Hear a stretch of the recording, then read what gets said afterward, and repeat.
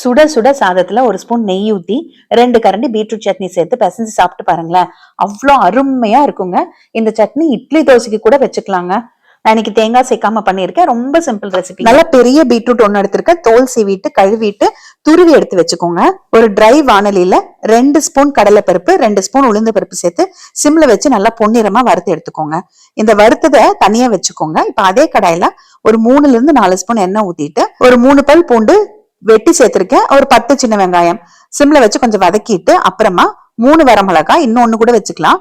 ஒரு துண்டு புளி இதையும் சேர்த்து கொஞ்சம் வதக்கிட்டு இதுக்கப்புறமா நம்ம துருவி எடுத்து வச்சிருக்க பீட்ரூட்டை சேர்த்துக்கிறேன். நீங்க கட் பண்ணி கூட வச்சுக்கலாம். ஆனா கட் பண்ணீங்கன்னா வேகிறதுக்கு லேட் ஆகும். துருவுனா சீக்கிரம் வெந்துடும். அதனால நல்லா மிக்ஸ் பண்ணிட்டு சிம்ல வச்சு மூடி ஒரு 5 நிமிஷம் வைங்க. 5 நிமிஷத்துக்கு அப்புறமா ஓபன் பண்ணி நல்லா கலந்து விட்டுட்டு திருப்பி மூடி வச்சு திருப்பி சிம்ல ஒரு 5 நிமிஷம் வச்சு எடுத்தீங்க அப்படின்னா பீட்ரூட் சூப்பரா வெந்துருங்க. தண்ணி ஊத்த வேண்டாம். அடுப்பு ஆஃப் பண்ணிட்டு 3/4 ஸ்பூன் கல்லுப்பு கொஞ்சம் கொத்தமல்லி தழை கொஞ்சம் கருவேப்பிலை பச்சையா சேர்த்துட்டு நல்லா ஆறட்டும். இப்ப நான் வறுத்த பருப்பு மிக்ஸி ஜார்ல தான் சேர்த்து வச்சிருக்கேன். நல்லா ஆறி இருக்கு. அதை முதல்ல ட்ரையா பொடிச்சு எடுத்துக்கலாம். இப்ப இதோட நம்ம நல்லா ஆறி எடுத்து வச்சிருக்க இந்த பீட்ரூட் வதக்கினதையும் சேர்த்துக்கலாம். ஒரு 1/2 டம்ளர் அளவுக்கு மட்டும் தண்ணி ஊத்திக்கோங்க. நல்லா ஓரளவுக்கு நைஸா அரைச்சு எடுத்துக்கோங்க. ரொம்ப நைஸா வேண்டாம், கொஞ்சம் கொரக்கொரனே இருக்கட்டும். சாதத்துக்கு இன்னும் கூட கெட்டியா அரைச்சுக்கலாம். அளவா தண்ணி ஊத்தி இட்லி தோசைக்கு வச்சுக்கிற மாதிரி இருந்ததுன்னா கொஞ்சம் கூட தண்ணி சேர்த்திக்கோங்க. அவ்வளவுதாங்க, சட்னி ரெடி. நீங்க தாளிக்கணும்னு நினைச்சீங்கன்னா தாளிச்சுக்கோங்க. பட் தாளிக்க தேவையில்லை.